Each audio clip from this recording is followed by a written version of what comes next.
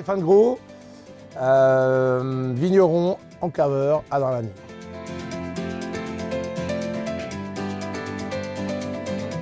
Alors, domaine 7 hectares 2 avec 16 cépages différents, moitié blanc, moitié rouge. Les derniers viennent d'être plantés il y a 2 semaines. En production intégrée et puis gestion de vignoble indirectement en lutte raisonnée.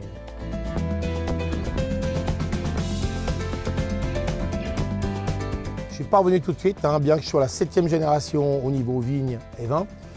Je voulais être vétérinaire, mais j'étais un gros feignant. Je ne voulais pas faire de la médecine en Suisse allemande. Donc j'ai fait mes stages, mais je n'ai pas fait mes écoles de médecine en Suisse allemande. J'ai fait une demi-licence en HEI. J'ai fait un passage dans une banque. Et puis à 24 ans, j'ai réalisé que j'avais un père qui était vigneron et qu'un retour aux sources me ferait le plus grand bien. Donc j'ai eu la chance d'être bien épaulé à ce niveau-là par ma famille et d'avoir le luxe de pouvoir faire changer et de reprendre le domaine avec mon père, avec qui j'étais associé jusqu'en 2008.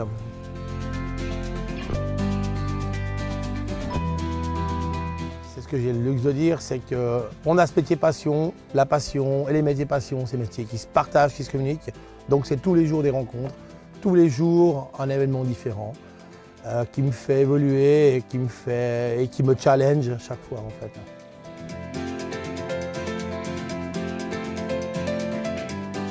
Alors, développement durable, c'est quelque chose qui me tient vraiment à cœur. La preuve, 2004-2005, lancement des premiers bag-in-box en Suisse, en 3 litres, en 5 litres et à l'heure actuelle, on a 1,5 litre. Bilan carbone parfait, réduction des coûts au niveau des vins de 50%. Donc ça, c'était une priorité. Après, c'est vrai qu'on a le luxe de bosser avec des botanistes, des biologistes, des peintres animaliers, d'avoir réfléchi nos enherbements. On arme des tuiles sauvages, des muscaries. Étant un amateur de faune et de flore, c'est vrai qu'on met en exergue tout ce qu'on peut mettre en avant pour les préserver et puis pour garder vraiment cette biodiversité au niveau de mon vignoble, qui est en fait le vignoble de mes enfants que j'emprunte à l'heure actuelle réellement.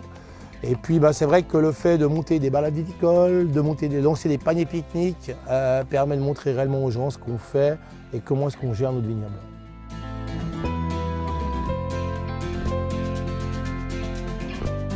Il y en a beaucoup. Non, la réalité, ce qui me préoccupe le plus, c'est que le marché du vin ne va pas très bien en Suisse. On a le luxe de boire 3 fois et demi ce qu'on produit.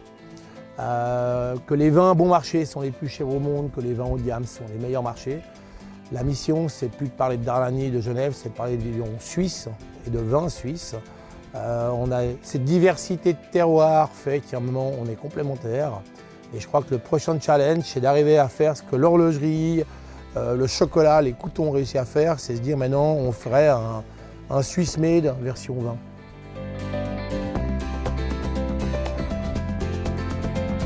L'entrepreneuriat, c'est inné en fait. Ça ne s'apprend pas, c'est inné. C'est une force qu'on a ou qu'on n'a pas. Je pense que de rencontrer des gens et des gens passionnés spécialement fait qu'on a envie d'innover et d'être challengé. Et c'est vrai que moi je me lève le matin avec toujours envie d'un nouveau challenge. Des fois, c'est même des fois un peu trop, mais d'aller toujours de l'avant et puis j'ai la chance que les idées viennent relativement rapidement et qu'on emmène pas mal au bout.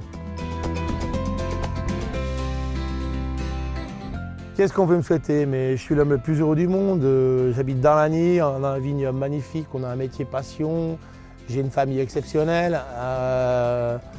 Ce qu'on peut me souhaiter, c'est longue vie et puis surtout longue vie au Chasselas.